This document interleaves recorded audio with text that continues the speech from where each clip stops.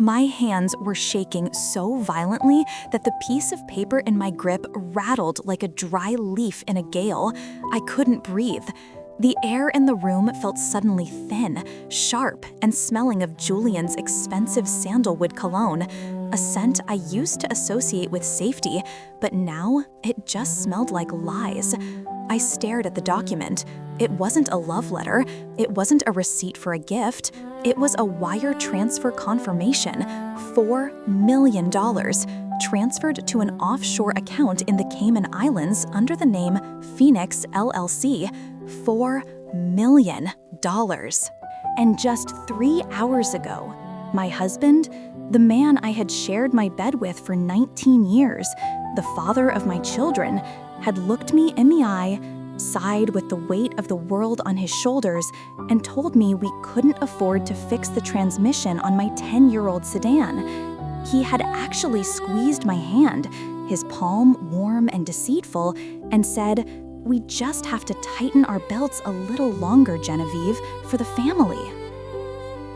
I heard the front door unlock downstairs, the heavy thud of the oak door closing, the jingle of his keys landing in the ceramic bowl. "Jen?" "I'm home," his voice called out, cheerful, oblivious. I looked at the paper, then I looked at the hidden compartment in the back of his closet where I had found it. I had exactly 30 seconds to decide, do I scream or do I destroy him? To understand how I ended up standing in that closet, clutching the evidence of a betrayal so profound it made me physically nauseous, you have to understand where we started, or rather, where I thought we were. 6 months ago, our life seemed to be imploding in slow motion. Julian came home one rainy Tuesday in November, his face pale, his shoulders slumped in that defeated way that makes a wife's heart clench with immediate sympathy. He sat at the kitchen table, the one with the scratch down the middle that I covered with a runner, and told me the news. "The company is downsizing, Genevieve," he whispered, staring into his coffee mug. "They kept me on, but my salary, it's been cut by 40%, and the bonuses, gone, indefinitely." I remember the cold wash of panic that flooded my veins. We were already living paycheck to paycheck, trying to save for our daughter Octavia's college fund. We had a mortgage on a house that was constantly demanding repairs. The roof leaked when the wind blew east, and the furnace made a sound like a dying animal every time it kicked on. "We'll make it work," I said instantly, moving behind him to massage his tense shoulders. I could feel the knots in his trapezius muscles. I thought they were knots of stress. I didn't know they were knots of guilt, or perhaps holding back laughter. "I'm so sorry, Jen," he said, reaching up to pat my hand. "You deserve better." From that day on, our lives became a study in austerity. I canceled my gym membership. I started buying Genera brands at the grocery store, carefully counting every cent at the checkout, my face burning with shame when I had to put back a package of steaks because we were over budget. I took on extra shifts at the library where I worked part-time, standing on my feet for 8 hours a day until my ankles swelled and my lower back throbbed with a dull, persistent ache. Julian, for his part, played the role of the martyr perfectly. He would come home late, claiming he was putting in extra hours to prove his worth to the bosses, to try and get his old salary back. He looked tired. He complained about headaches. But then, the little things started happening, the cracks in the facade. It started about 3 months into our poverty. It was a Tuesday. I was doing laundry, sorting through the basket of darks. I picked up one of Julian's work shirts, a white button-down that was starting to fray at the cuffs. As I went to pre-treat the collar, a smell hit me. It wasn't sweat, it wasn't the stale office air, it was leather. A high-quality, expensive new leather, and beneath it, a faint trace of tobacco. Julian didn't smoke, and we certainly couldn't afford new leather anything. I checked the pockets, nothing, but the scent lingered on my fingers, rich and mocking. I brushed it off. Maybe a colleague had a new car. Maybe he had been in a meeting with a wealthy client. I was tired. Paranoia takes energy, and I didn't have any to spare. 2 weeks later, the second crack appeared. We were at dinner with Julian's mother, Beatrice. Beatrice is a woman who wears pearls to breakfast and regards poverty as a character flaw. She sat at the head of her mahogany dining table, dissecting her salmon with surgical precision. "Genevieve," she said, her voice like cracking ice, "you look tired. Have you stopped using that night cream I recommended?" "It's a bit out of our budget right now, Beatrice," I said, trying to keep my voice steady. "With Julian's pay cut, we're prioritizing the essentials." Beatrice's eyes flicked to Julian. A strange look passed between them. It wasn't sympathy, it was something else. A flicker of amusement? A warning? "Yes, well," Beatrice sniffed, "one must maintain standards regardless of the economy. Julian dear, how is the project coming along?" "Fine, Mother," Julian said quickly, too quickly. He took a large gulp of wine. "Let's not talk shop." "I noticed you're driving that rental," Beatrice continued. "Where is your car?" "Shop," Julian said, "alternator." "Again?" I asked. "Julian, you said it was the starter last week." The silence that followed was thick enough to choke on. The grandfather clock in the hallway ticked loudly. Tick-tock. Tick-tock? "It's a complicated issue, Jen," Julian snapped, his eyes flashing with a sudden irritation that startled me. "I don't want to bore you with the mechanics." He had never spoken to me like that in front of his mother. Usually, we were a united front against her snobbery. I felt a flush of humiliation creep up my neck. I looked down at my plate, my appetite gone. That night, lying in bed, I listened to his breathing. It was slow, rhythmic, peaceful. How could he sleep so well when we were drowning? I stared at the ceiling, watching the shadows of the tree branches dance across the plaster. Something was wrong. My intuition, dormant for years under the comfort of routine, was waking up. It was screaming at me. The next day, I did something I had never done in 19 years of marriage. I snooped. Julian was in the shower. I could hear the water running. His phone was on the nightstand, charging. I knew his passcode. It was our anniversary, 10/14. I reached for it, my heart hammering against my ribs like a trapped bird. I tapped the screen. 1014. Unlocked. I scrolled through his texts. Nothing unusual. Messages from Dave from accounting about fantasy football, a text from me asking him to pick up milk, a message from Beatrice confirming Sunday brunch. I checked his call log, normal. I checked his emails, just work spam and newsletters. I felt a wave of guilt wash over me. What are you doing, Genevieve? He's working himself to death for you, and you're violating his privacy? I was about to put the phone down when a notification popped up at the top of the screen. It was from an app I didn't recognize, a blue icon with a lock on it. Vault, secure notification. I tapped it. Face ID required. The shower water stopped. I froze. I quickly placed the phone back on the nightstand exactly at the angle I found it and dived back under the covers, feigning sleep. Julian walked out of the bathroom a moment later, a towel wrapped around his waist. Through my eyelashes, I watched him. He didn't get dressed immediately. He walked straight to the nightstand, picked up his phone, and checked it. He stared at the screen for a long moment, his brow furrowed. Then he glanced at me. I kept my breathing steady. In, out, in, out. He turned away and walked into the closet. That was the moment I knew. He was hiding something, and it wasn't just a surprise birthday present. The following week was a blur of anxiety. I watched him like a hawk. I noticed things I had missed before. He was happier. Despite the financial ruin we were facing, There was a bounce in his step. He hummed while he shaved. He bought a bottle of wine, an $80 bottle of Cabernet, and claimed it was a gift from a vendor. But when I went to throw the bottle away later, I saw the receipt stuck to the bottom of the bag. He had bought it at the local liquor store that afternoon, cash. Where was he getting the cash? I decided to follow the money. I handle the household bills, but Julian handles the investments and the savings, or what was left of them. I logged into our joint bank account.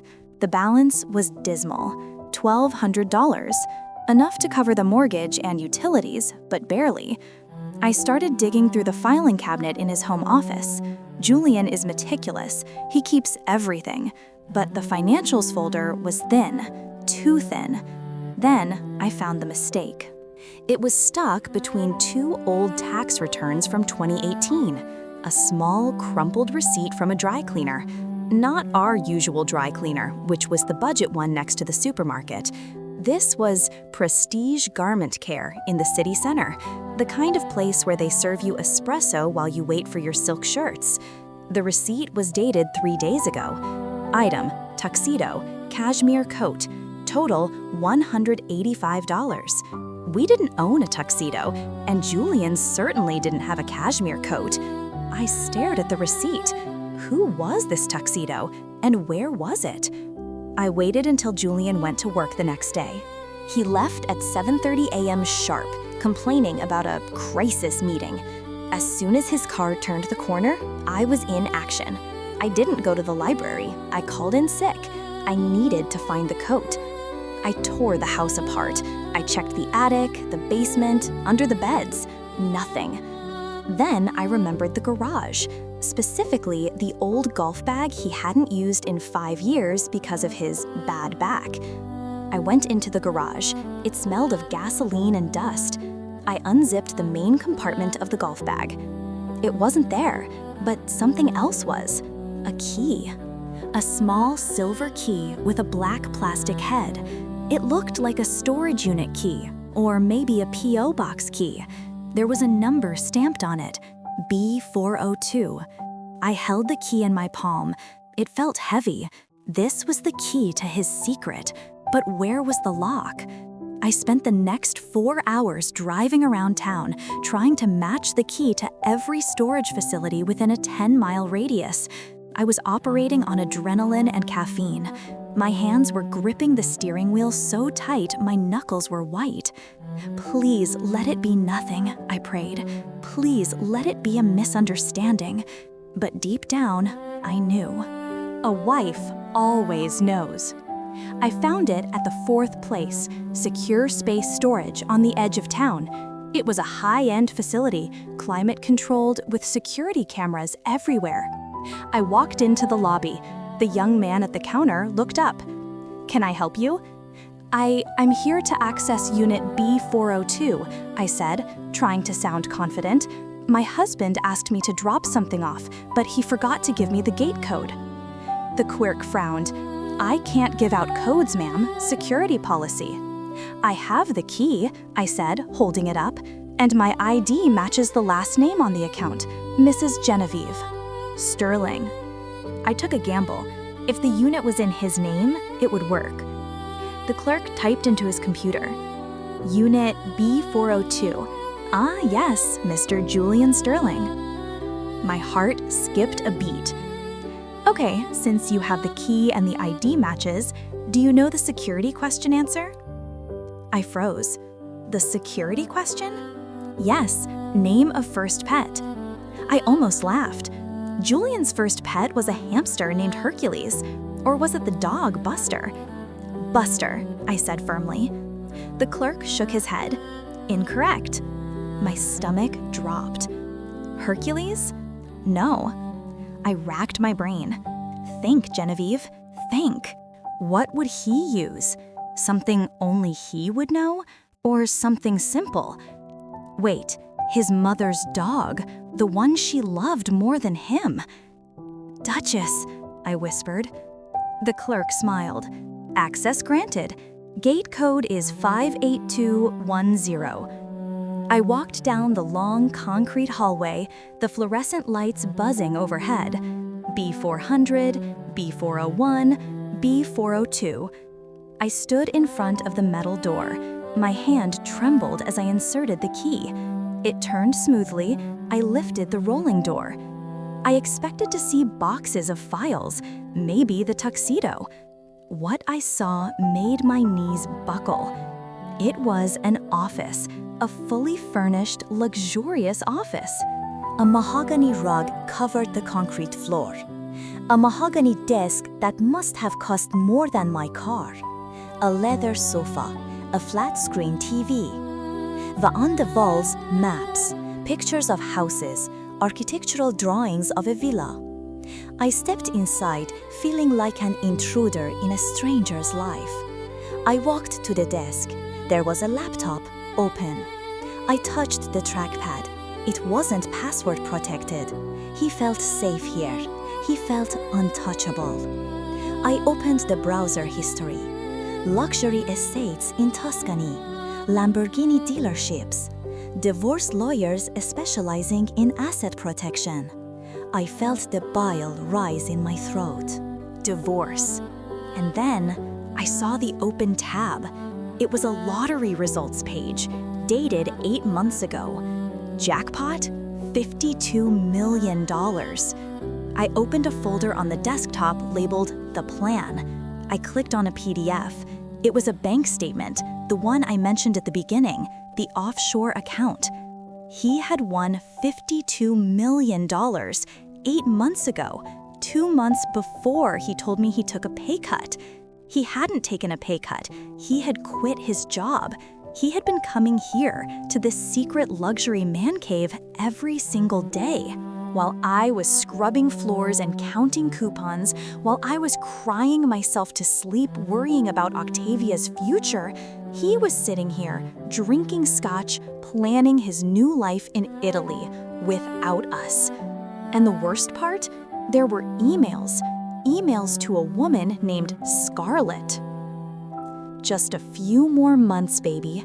I have to wait until the asset transfer is finalized so she can't touch a cent. Then I'll serve her the papers. She's so gullible.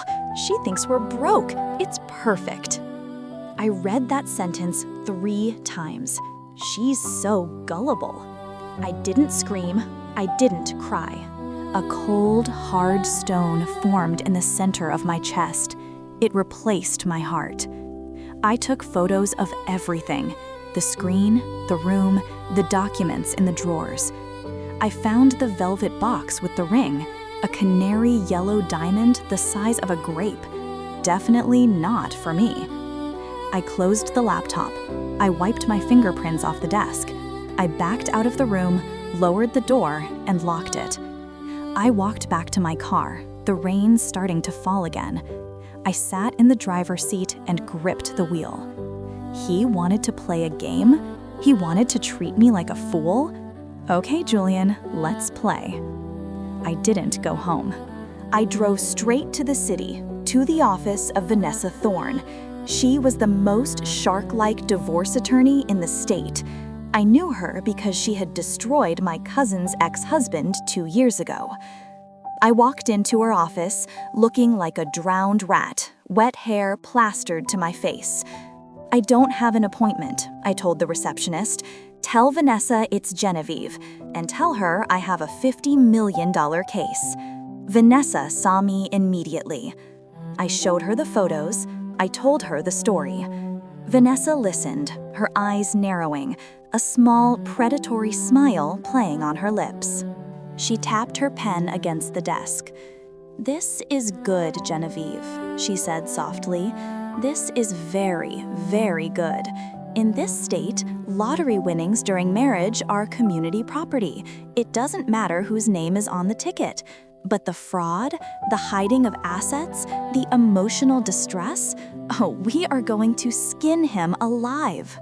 "I don't just want the money," I said, my voice sounding strange to my own ears. It was low, devoid of emotion. "I want to destroy him. I want to humiliate him the way he planned to humiliate me." Vanessa leaned forward. Then we wait. We let him think he's won. When is the next big public event? I said. Next Saturday, a black tie dinner. He's inviting all his old colleagues to keep up appearances, but I saw the guest list. He's invited Scarlett. He's introducing her as his realtor. Perfect, Vanessa said. Here is what we are going to do. The next week was the hardest acting performance of my life. I had to go home, cook him dinner, and listen to him complain about the gas bill while knowing he had $50 million sitting in an account.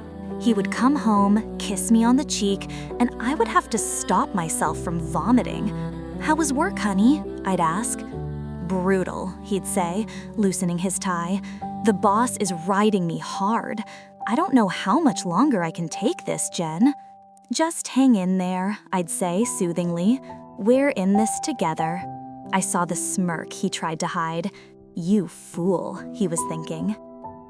Saturday arrived. Beatrice's party was at a rented ballroom in the city.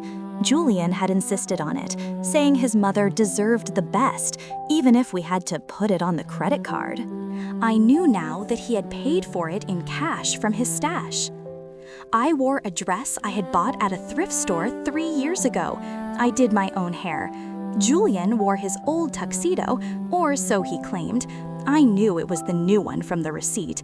He looked dashing. He looked rich. We arrived at the venue. Beatrice was holding court, dripping in diamonds. "Genevieve," she greeted me with a polite nod. "You're that old thing. How quaint." "Happy birthday, Beatrice," I said, smiling. "You look expensive." She narrowed her eyes, unsure if it was a compliment. The room filled up. I saw her. She was stunning, I'll give her that. 10 years younger than me, red hair, wearing a green silk dress that hugged every curve. She stood near the bar, and I saw Julian's eyes darting toward her every few seconds. The plan was simple. Vanessa had subpoenaed the bank records and the lottery commission. We had a process server waiting in the wings. But first, the toast. Julian tapped his glass with a spoon. The room went silent. "Family, friends," he began, his voice booming with charisma. "We are gathered here to celebrate my wonderful mother. But also, I have an announcement to make. A sad one, but necessary." My heart hammered. Was he doing it now? Was he going to announce the divorce here? "These past few months have been hard," he said, looking down at his shoes, playing the victim. "Financial struggles can break even the strongest of us. And I'm afraid I have to announce that Genevieve and I—" He paused for dramatic effect. He was going to say we were separating due to stress. He was going to control the narrative. I stepped forward. I took the microphone from the stand before he could finish. "What Julian is trying to say," I said, my voice amplifying through the speakers, loud and clear, "is that he's a liar." A gasp went through the room. Beatrice dropped her fork. "Genevieve, what are you doing?" Julian hissed, reaching for the mic. "You're drunk." "I'm stone cold sober, Julian," I said, stepping out of his reach. I looked at the crowd. I looked at Scarlett, whose face had gone pale. "Julian wants you to think we're broke," I told the guests. "He's been making our daughter wear secondhand shoes. He's been watching me clip coupons. He made me beg his mother for a loan last week." I reached into my purse and pulled out the enlarged copy of the lottery check and the offshore bank statement. "But the truth is," I held the papers up, "Julian won $52 million 8 months ago." The silence in the room was absolute. You could hear a pin drop. "52 million?" Beatrice whispered. "Yes," I said, turning to Julian. He looked like he had been struck by lightning. His mouth opened and closed, but no sound came out. "He hid it," I continued, my voice gaining strength. "He hid it in a shell company. He rented a secret office. And he planned to divorce me, leave me with nothing, and run off to Tuscany with his realtor, Scarlett. I pointed at her. Every head in the room turned to the woman in the green dress. She looked like she wanted the floor to open up and swallow her. How? Julian finally choked out. I'm your wife, Julian, I said coldly. I know everything. At that moment, the doors opened. Vanessa walked in, flanked by 2 men in suits. The process server stepped forward and shoved a thick envelope into Julian's chest. Julian Sterling, the server said, you are served. Divorce papers and a freezing order on all your assets, including the offshore accounts. We have a judge's signature. Julian looked at the papers, then at me. The arrogance was gone. The narcissism was shattered. All that was left was fear. Jen, wait, he stammered, sweat beading on his forehead. Baby, it was a surprise. I was going to surprise you. The Tuscany villa, it was for us. I laughed. It was a harsh, bitter sound. Save it for the judge, Julian. I read the emails. I turned to Beatrice. She was staring at her son with a mixture of horror and greed. And Beatrice, I said, he watched you pay for your own birthday party while sitting on a fortune. He didn't even buy you a gift. I dropped the microphone. It hit the floor with a loud thud. I walked out of the ballroom. I didn't look back. I could hear the chaos erupting behind me. Beatrice screaming at Julian, Scarlett trying to run away, the guests murmuring in shock. I walked out into the cool night air. It was raining, but I didn't care. I felt clean. The divorce took a year. It was messy. Julian tried everything, hiding money, lying, gaslighting, but Vanessa was brilliant. Since he had committed fraud by hiding assets, the judge was not lenient. I got 60% of the winnings, plus child support, plus the house, which I sold immediately, plus legal fees. Julian, he ended up with less than a third after taxes and penalties, and he lost his family. Octavia refuses to speak to him. She saw what he did to us. She saw the cruelty of letting us suffer while he lived like a king. Scarlett left him the moment the assets were frozen. Turns out, she wasn't interested in a man who was tied up in litigation and public scandal. I live in a new house now. It's smaller, but it's mine. It's warm. There are no secrets here. I started a foundation to help women in financial abuse situations. I learned something important through all of this. Money doesn't change people. It unmasks them.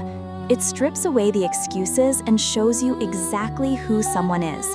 Julian was always that man, selfish, calculating, weak. The money just gave him the courage to show it. Sometimes I wake up at night and reach for the other side of the bed, and for a split second, I miss the comfort of having a body there.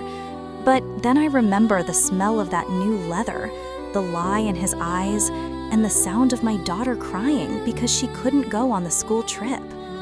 And I stretch out my limbs, taking up the whole bed. I am alone, but I am free, and I am worth more than $52 million. I am priceless because I am real. So, my friends, trust your gut. If something feels wrong, it probably is. If the shirt smells like leather, check the pockets.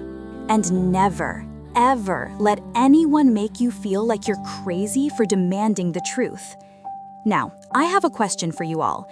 If you found out your partner won the lottery and hid it, would you try to make it work for the money, or would you burn it all down like I did? Let me know in the comments below. And please, if you enjoyed this story, hit that like button, subscribe to the channel, and ring the bell so you never miss a confession. You never know, the next story might be yours.